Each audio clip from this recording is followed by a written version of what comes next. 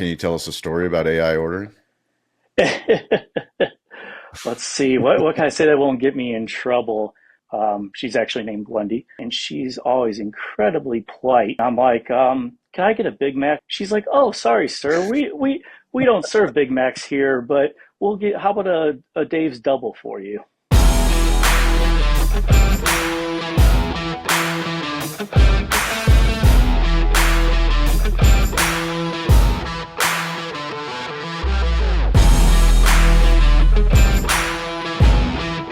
Welcome to Digital Hospitality. I am your host, Sean Walchef. This is a Cali BBQ Media production. We believe that every business needs to be digital first, and every business is in the hospitality business, whether they know it or not. We started this show back in 2017.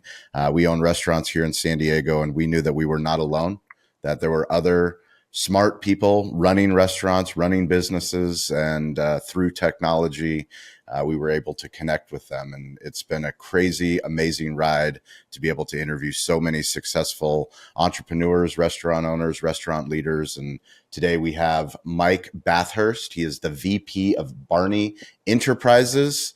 Mike, let's start off. What is Barney Enterprises? What do you guys do? Welcome to the show. Well, thanks for having me. Barney Enterprises does a lot of things. Most relevant for this conversation is we own and operate 14 Wendy's in Northwest Indiana. Amazing. And when did you get into the restaurant business? I joined the company in 2017. Prior to that, my restaurant experience was I knew it was a convenient way to get food. So bring me into this decision to get into this crazy business. Yeah, I probably have a little bit different background than a lot of people in the business. I was a chemical engineer, worked in the oil field, went back out my MBA, did strategy consulting, and then was looking on, kind of what's the next steps. Got a call from my best friend from first grade. He's like, hey, I have someone that you should talk to. And basically, Barney Enterprises had gone from having 4 restaurants to 11 restaurants. So they had some rapid growth. And our CEO, Julie, kind of identified that they needed some extra help. So kind of Matt connected me and her, had one conversation with her, another conversation with her and her father. And next thing you know, I was moving back to the Chicagoland area and joining the company. That's incredible. Can you bring me into what does it take to run a successful Wendy's franchise? Oof. That's a complicated question. How long do we have? How long do we have? Yeah, how long do we have? We've got time. We're here. We're the audience. I'm so grateful, but they're curious. We're curious people, and thanks to Sydney and the team at 86 Repairs, we get people like you on the show that are doing really, really cool things. And there's a secret to success, and we love to learn about not just the secret to success, but hopefully we can talk about some of the challenges as well, because as we know, this isn't an easy business. Sure. First and foremost, you got to start with the real estate. Great location. Where we had the original 4 stores, and then we bought the other 7, and then we just built our 14th restaurant last year, and then we're working on our 15th right now. So starting off with location, identifying an area. Wendy's business is a little bit different, where we just don't look at rooftops for households. We also look at, are there businesses around people, that are working in the area and will stop by for lunch, is especially a big area for us. So good location, we have customers and traffic visibility. And then not right after we identify the location, concurrently, we're already working on the team and the people. Building up leaders internally, getting them ready to take over a new restaurant. And we'll usually have the leadership team in place, to move in.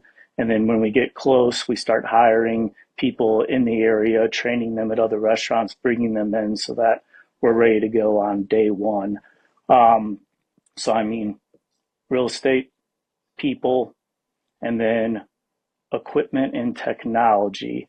And those are increasingly intertwined with, like, we use these double-sided Taylor grills, and we went to a factory a little bit ago, and we're actually looking at where they were making them because they're also in the Chicagoland area. And it's kind of funny because you're thinking like a grill. I mean, that thing has more computers and wires in it than more than anything else, and an interface and with how people. So I mean, they're definitely intertwined. Um, and then so you have your people there. We have our customers showing up. Our equipment's hopefully all working, and then we have our technology where we're, how we're taking the orders, whether it be in person, whether it be through any of the digital avenues, or in our newest location, we were actually one of the first franchisees to roll out the AI ordering. Oh, wow. So, so that was entertaining to say the least, but it's been going pretty good. Can you tell us a story about AI ordering? Let's see, what can I say that won't get me in trouble? Um, well, I mean, a couple good things about the AI. She's actually named Wendy. She always shows up for work, and she's always incredibly polite, no matter what you put her through. Like when we were testing it with the crew, I pulled up and I'm like, can I get a Big Mac? She's like, oh, sorry, sir. We don't serve Big Macs here, but how about a Dave's double for you? Oh, wow. That's fantastic. Can you share more? Obviously, we're obsessed with technology on this show. We built this show. I've got barbecue restaurants here in San Diego, and we have incredible partners. Bring us into the tech stack. Like, how did you, when you first started 8 years ago? What did it look like, and how rapidly has that evolved? Oof. Very, very rapidly, where I think, we're kind of on a, maybe call it 4 or 5 year time frame for a lot of the technology, and then the software is constantly changing. So our main platform's Aloha, which is pretty big in the hospitality and restaurant space. And Hmm. Wendy's kind of call it specs out a lot of the hardware and software, which we then implement. So I mean, when I first came, we didn't have a digital app yet. We didn't have delivery yet. So we just basically had in-person credit cards, where now we have the kiosk in some of the locations, and then the mobile app came along so people could order for delivery or pick up, and then we have DoorDash, Grubhub, all of those, and integrating with all of those when it's working is great and fantastic. And I think we're probably up to, depending on the restaurants, call it about like 15% of our orders now are all digital and coming in. And whether that Wow. be from customers picking them up, or DoorDash is a really big one for us, and then coming in. Um, so that was obviously implementing all that, integrating all of that, having the good internet and infrastructure for that all to work has been a big one. And then also too, we this is kind of the second go around from my understanding with Wendy's, with digital menu boards. So now, like at our newest locations, we have all digital menu boards. And then the latest and greatest, which I mentioned, was bringing in the AI. So Yeah. it's changed a lot.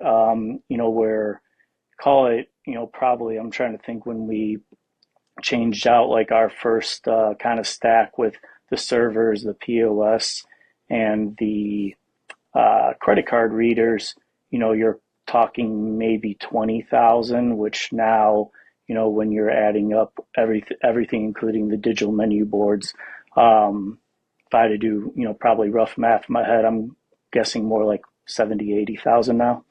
So Wow. significant investment. The shifting U.S. economic forecast is unclear, but one thing is certain: your operations will be affected. The National Restaurant Show is uniquely positioned to deliver solutions that address both current and emerging challenges for restaurant and food service operators, ranging from supply chain diversification to cost savings equipment that helps navigate today's fluctuating labor market. The 2025 show builds your resiliency to face the winds of change head on. Join your peers at the industry's most trusted event taking place in Chicago, May 17th through the 20th.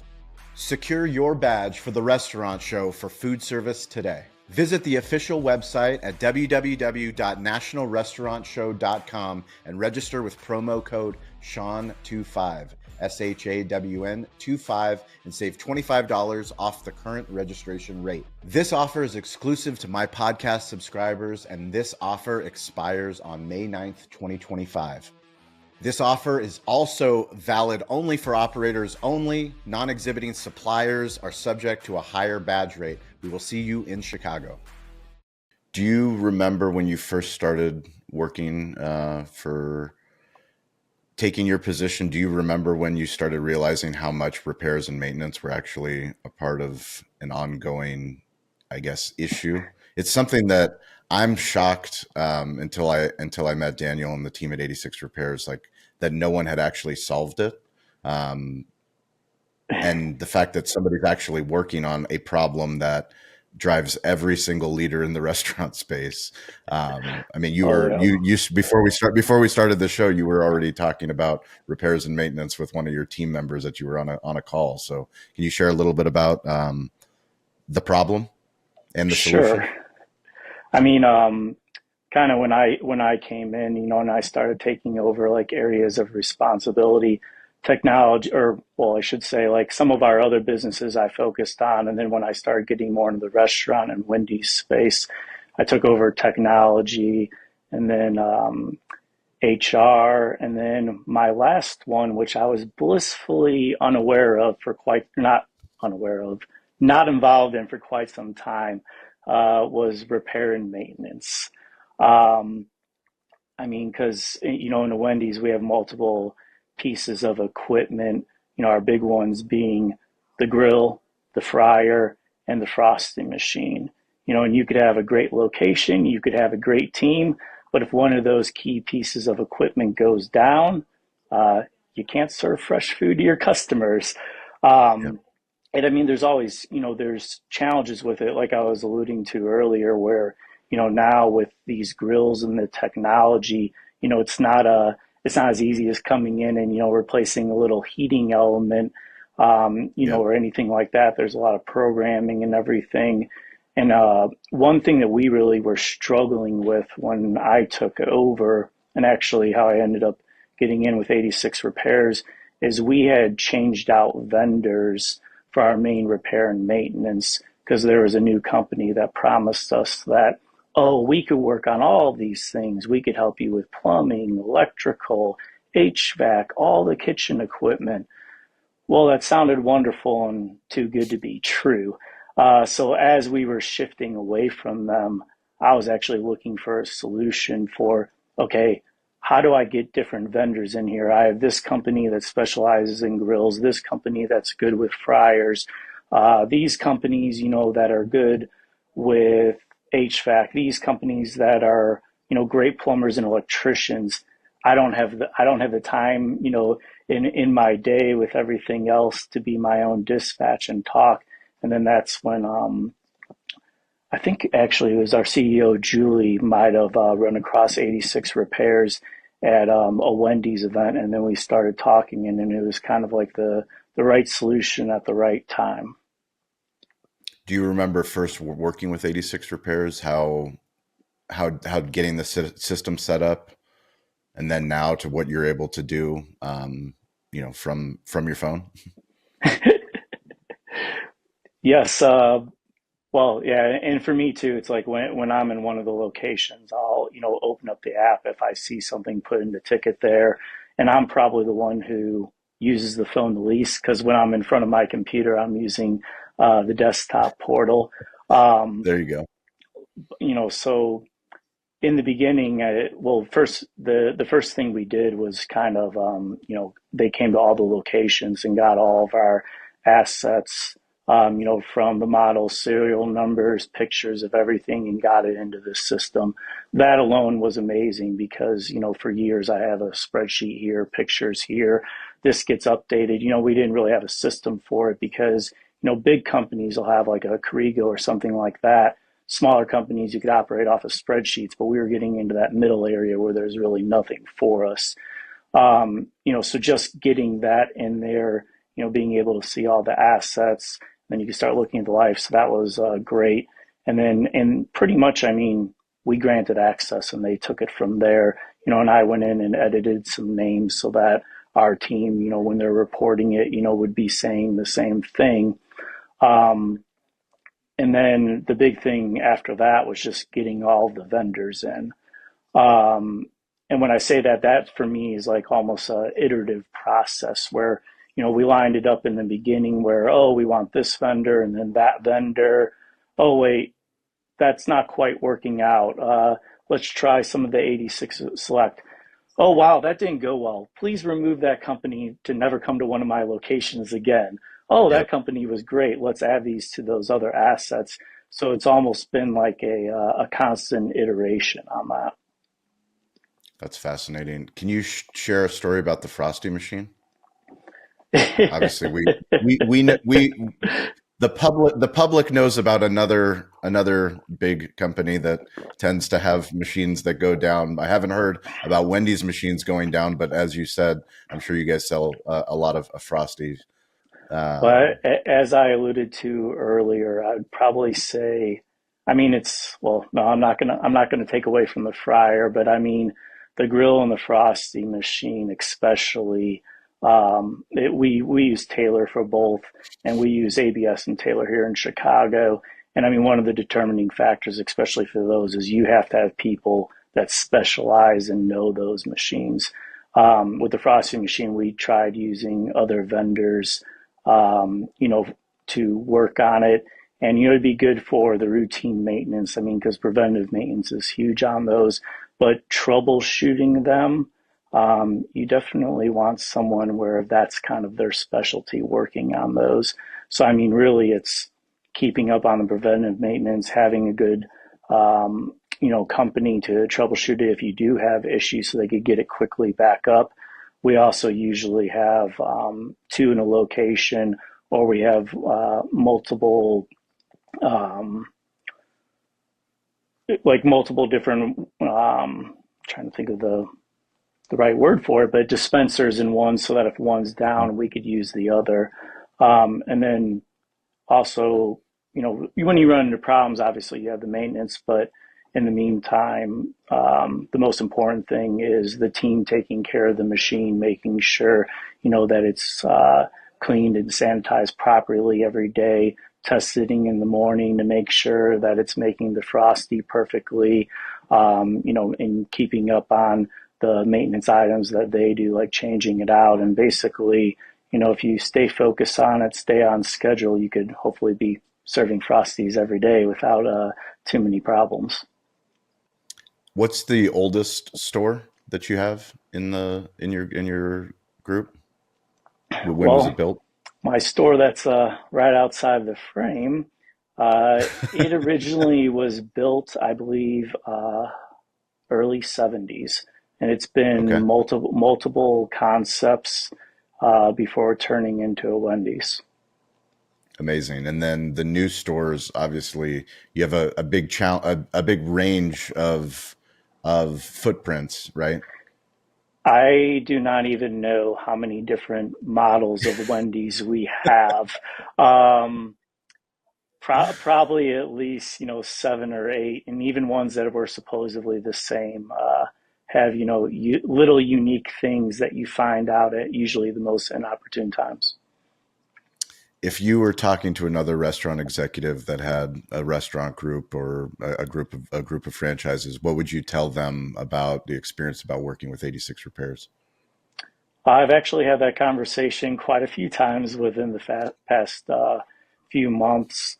And for me, especially like as I was saying earlier, when I'm talking to people in the medium space, in kind of the medium, you're not too small, you're not too big. it's a good solution and kind of for me, I'm always, straightforward with the good or the bad. And the one thing that I tell them is like, the hardest thing is getting the vendors and the communication right, where you could set up, okay, I want these people to be able to put issues in, these people to approve, dispatch, you have a do not exceed of $500. You could put all those things in, but then it's constant iteration to fine tune it and make sure that the communication channels stay clear and just kind of prep people for that not everything is going to be perfect right away. It's just constant, but you do a couple iterations and you keep on it. And then, 98% of our repairs go through, smoothly and without issue once you get things fine tuned. How do you stay educated about the latest technology and tools to keep your business moving forward? Oh dear. I'd like to say I'm proactive about it. Given that we're in growth mode and the multiple hats that I wear, I feel like I'm more reactive on it. Where it's kind of something happens and then I give myself a crash course in it. Yeah. And are you just going to Google and searching? Are you, listening to podcasts, reading books, going to trade shows? What kind of stuff are you doing? Um, Mainly Googling, Googling? going to some of the vendor websites, and looking at quick videos, or if I'm putting on my handyman hat like I was this morning, sometimes I'll just pull up YouTube and be like, well, how do you do this? Okay, great. That is amazing. What videos, what kind of videos on YouTube are you looking at? What were you troubleshooting? Um, well, my dad once upon a time was an electrician, so I know enough there that I've learned from him to do kind of basic stuff, and some of the equipment I've kind of do little repairs if it's faster for me to do it. But I think probably my least knowledgeable area was plumbing. So when we have a quick leak, and if I'm there before the plumbers, or something like that, those were usually the YouTubes that I was watching. Are there any good YouTube channels for plumbing that I should know about?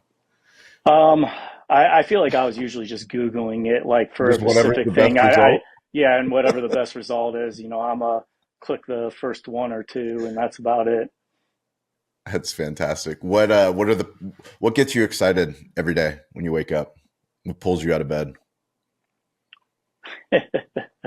Well, I think that kind of depends upon the day. When I woke up this morning, it was kind of like oh wow, I have a packed day. I haven't gotten some workouts in. I need to get up and get to the gym and get a swim in before I go to work. So that's what got me out of bed this morning. What advice do you have for anybody? We've got a lot of restaurateurs that listen to this. We have restaurant leaders that listen to this. What advice do you have for somebody that's just starting out? I think for me, probably, one of the key things is that it may take you a little bit to find good vendors, whether it be in repair and maintenance or technology. But once you find a good vendor, develop that relationship, and keep that relationship strong. Where we're lucky now, where we have a lot of people, whether it be in the technology space, where I could, well, not just vendors, I should say just contacts in general, where, I could call another Wendy's franchisee in the technology space and be like, hey, are you encountering this? I'm not getting any help through the normal channels. Who should I talk to? Or our repair and maintenance, where I could just pick up the phone, call the owner of our plumber company and being like, hey, we have water bubbling up from underneath the ground. Can you get any guys out there as soon as possible? That for me is probably just the most important thing from my side of it and the things I handle because I'm not really involved in operations. However, I would tell you from the broader spectrum and bigger picture, any person who's been in the business for a long time is going to tell you it's great to have a good concept, but if you don't have good people delivering on it, you're not going to have customers.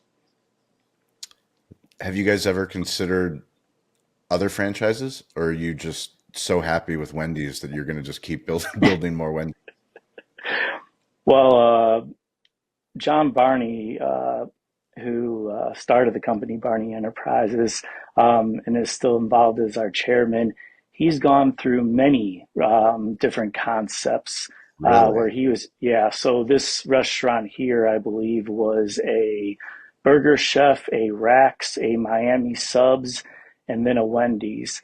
So he's gone through multiple ones, but once he kind of ended up with the Wendy's. We've stuck with the Wendy's since then. We do have other uh, real estate where we do have other, restaurants on them, but we only own and operate Wendy's. I think they'd probably be a little upset if we started opening other ones. Well, it sounds like you guys are doing something special, and we appreciate you taking the time. If you guys are listening to this, we do a live show. It's called Rising Tides Live every Wednesday, every Friday, 10 a.m. You can go to betheshow.media/rising tides, and you, the listener, you, the viewer, can be a guest. Mike, we really appreciate the time. Thank you for joining us, for sharing some war stories, and for giving us a little bit of inspiration of the tech and the tools that are out there that can help us better run more profitable restaurants, more sustainable restaurants. We really appreciate it. If you guys want to reach out to me at Sean P. Walchef, ShawnPWalchef. Mike, are you active on LinkedIn? I'm on LinkedIn. I can't remember the last time I've done anything besides log in to search for people, but yes, I'm on LinkedIn. Oh, well, fantastic. Well, I hope we will be in Chicago for the National Restaurant Show. I don't know if we're gonna have time, but I hope to meet you in person one day. And if you ever find yourself in San Diego, please come by and enjoy some barbecue on us. Well, given that it's like 30 degrees and getting ready to snow outside, I might take you up on that sooner rather than later. You got a deal. We're always here, sunny in San Diego. Sounds good. Thank you. We Thanks appreciate for it as having me. always, guys. Stay curious, get involved, and don't be afraid to ask for help. We'll catch you guys next episode.